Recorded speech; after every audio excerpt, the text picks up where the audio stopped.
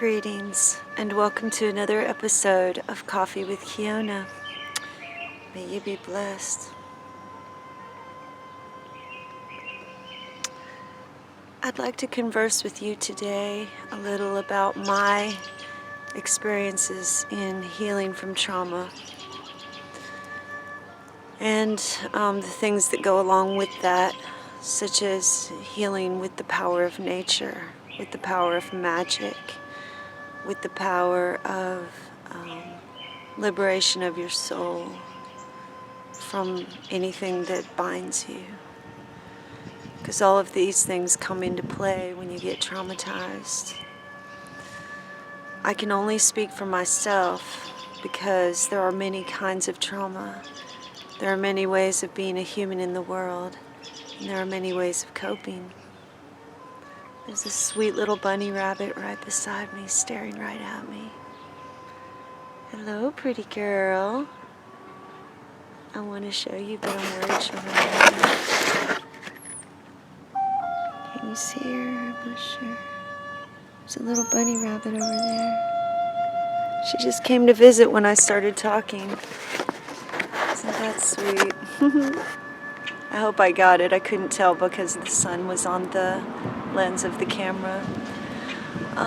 Anyway, healing from trauma. There's many kinds of trauma. There's many ways of being a human in the world, and there's many ways of coping.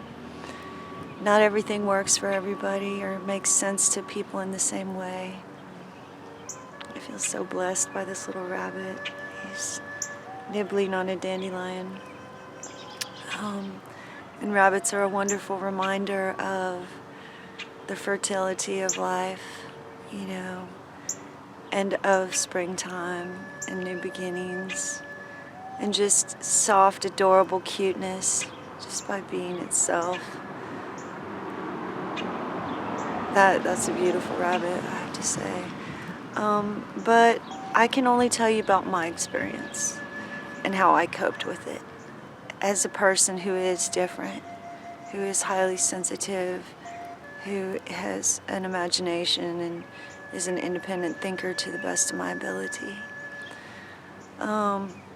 So I think all of us carry wounds of some kind or another, spiritual, mental, emotional, or physical, and we can carry those wounds anywhere within that, whether it's school or relationships or your family or business or work or education or whatever. So it's a huge subject.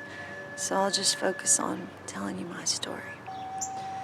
For years, I carried a lot of wounds because my soul was not honored in my family or really by the world.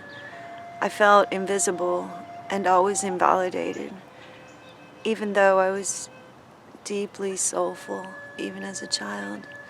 And I really went deep inside myself and became a complete introvert.